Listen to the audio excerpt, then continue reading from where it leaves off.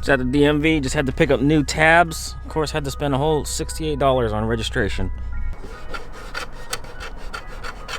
Oh, hello again, world's most expensive E85. How you doing?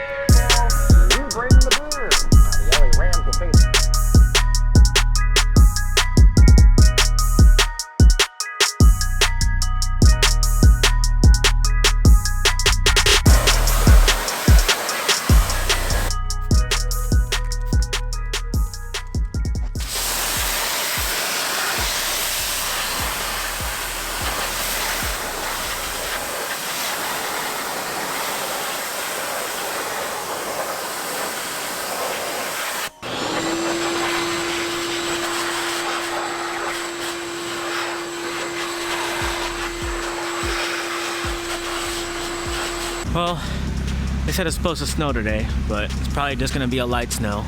I was gonna do a detailing video on the car, but unfortunately it started raining. Maybe I should check the weather next time. I know for all you guys in the Midwest this is nothing, but you know, we're all the way up in Washington and it rarely snows here, so it is kind of exciting for us, to be honest with you.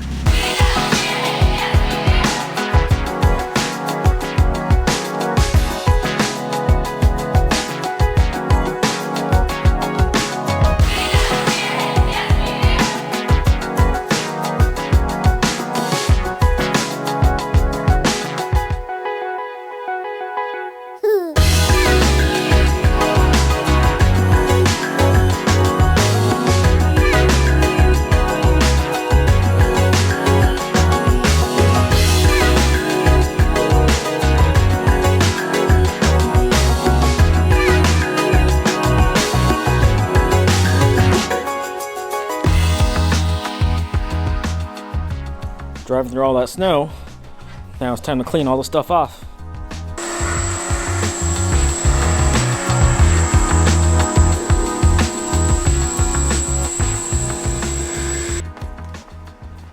Oh, hello there guys.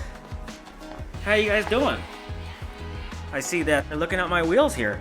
But yeah, what I want to do in this video is show you guys the camera equipment that I use, because I've been asked many times by you guys in the comment section about the camera gear that I use to make videos on the channel. So I'm gonna make this short and sweet and get right to the point and not bore you guys with camera stuff, especially for all you guys that are not into camera stuff. But I know this is a car channel, but some of you guys are curious, so I'm gonna answer some of your guys' questions.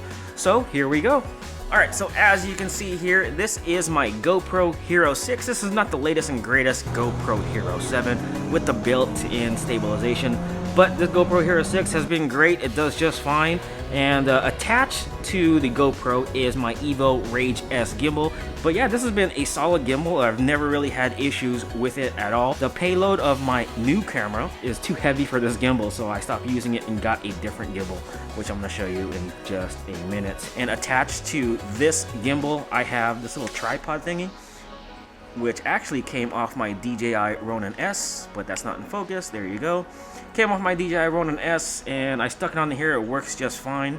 And you're probably wondering, what tripod do I use on my Ronin S now? I'll show you in just a minute, because it's a lot better solution, in my honest opinion. But you just spread this out, lay it wherever you want, and it works just fine.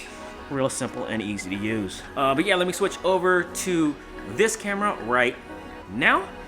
So what you see right here is my main camera that I use on the channel. This is the Sony a6300. There are newer versions of this camera, such as the Sony a6400 and the a6500. I don't know why I still have my ND filter still on there. Absolutely love this camera. If you're looking for a nice, good budget setup, this is one of the cameras I highly recommend. Well, to be honest with you, I recommend the a6400 and a6500 nowadays, but this camera has done me just fine over the last, I think, year and a half.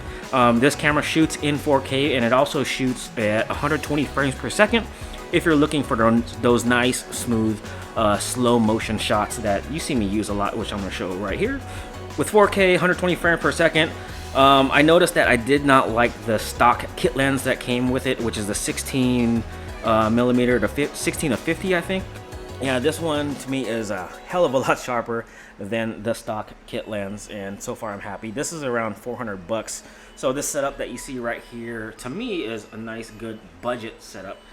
camera and camera lens, especially when you're doing just car stuff and normal YouTube videos.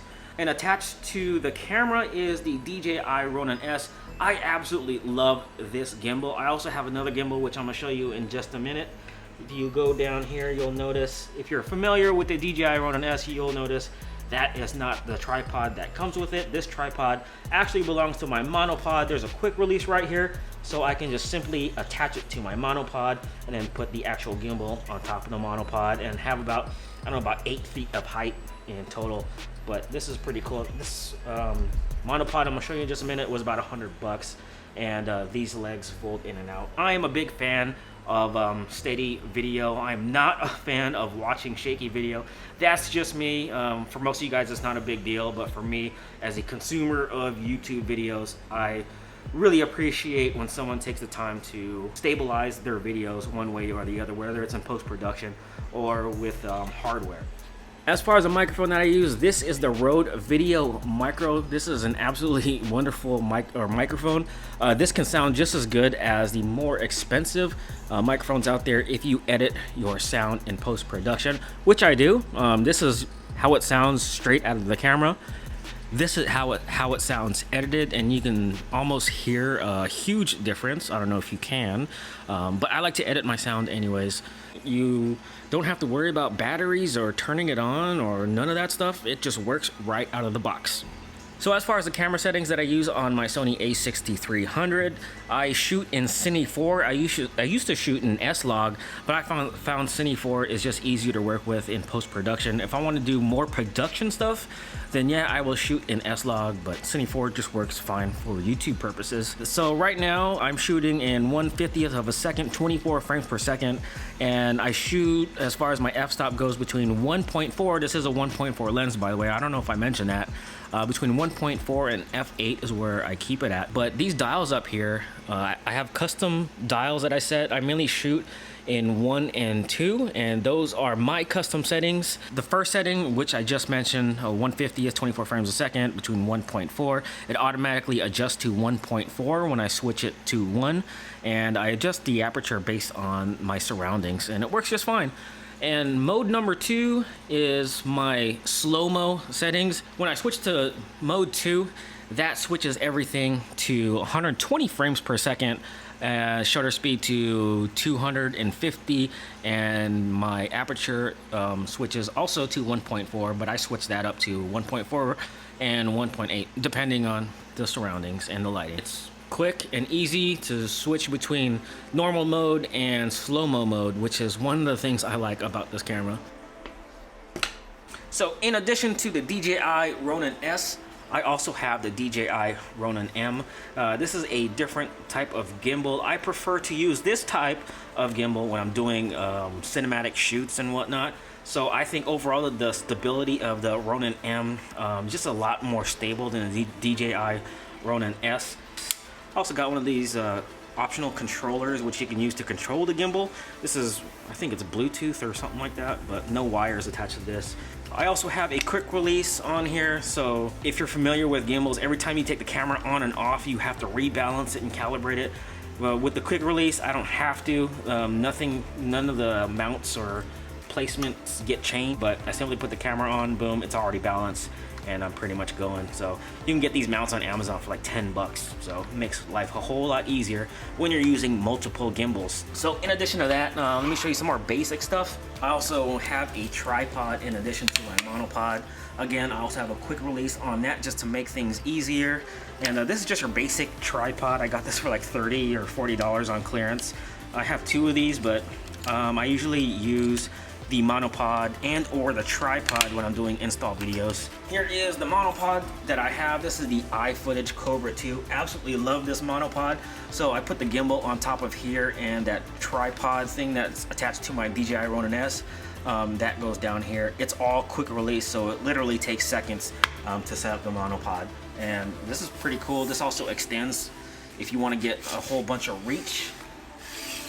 So just imagine this with the gimbal on top and all that reach. If you want to get those high angle shots, you pretty much get it with this.